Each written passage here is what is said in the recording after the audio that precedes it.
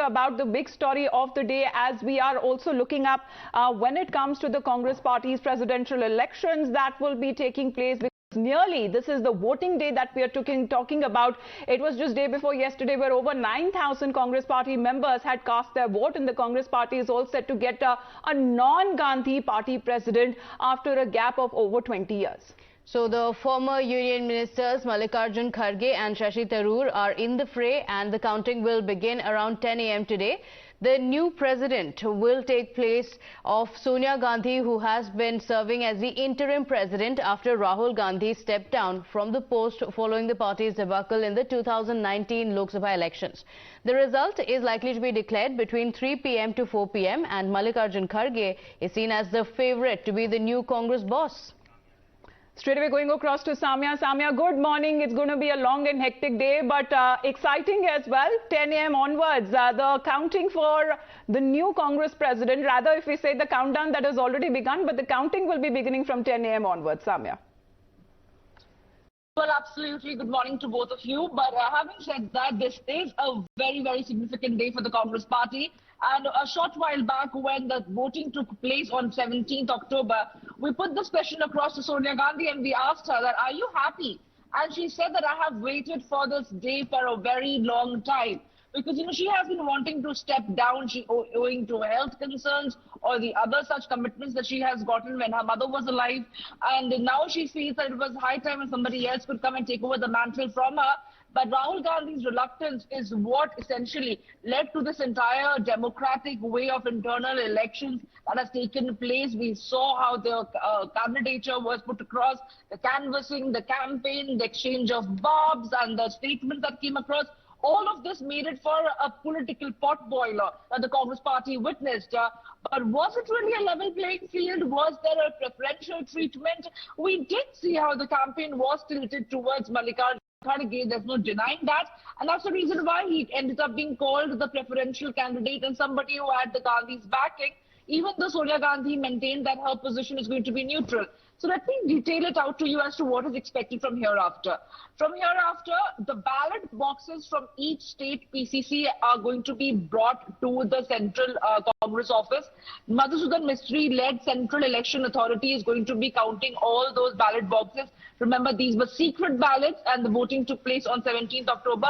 One ballot box was placed even at the Bharat Jodo Yatra campsite where Rahul Gandhi had cast this vote, following which the results are going to be declared the moment the counting gets over. And as far as the technical formalities are concerned, Sonia Gandhi will have to tender her resignation to the Central Working Committee of the Congress Party, which is CWC, and that will be called in a matter of a couple of days.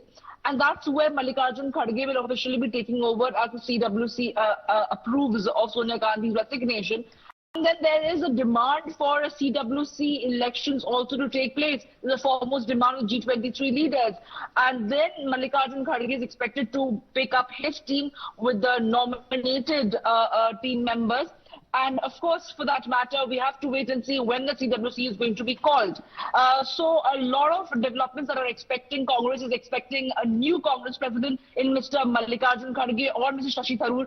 We are yet to see it. And this is all very hypothetical right now. We are only going by who is the front runner, which appears to be Mallikarjun Kharge in this particular case. Shashi Tharoor has been maintaining that, it wasn't a level playing field. And he felt that there were certain states where he wasn't even invited. He didn't even manage to go there for that matter. So, but eventually Shashi Tharoor did not withdraw his candidature in view of a unanimous candidate, which was a demand put across by some of the Congress leaders.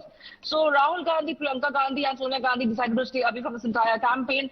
And now we are expecting the results to be declared today. And Congress is looking towards their leader, whoever is going to be the new Congress president, to try and resurrect the party, to put aside internal differences and give the Congress a new lease of life. In fact, both the leaders have said that they want the party to win finally. And for the Congress party, either of the contenders winning is going to mean a non-Gandhi at the helm of affairs after over 2.5 decades. But Samia, a lot of talk has also been around whether this is an election or a selection. Mallikarjun Kharge being seen as not just a front runner but also a favorite of the Gandhis. And Shashi Tharoor has also not minced any words when he spoke about how there is a difference when he is campaigning and when Kharge is campaigning.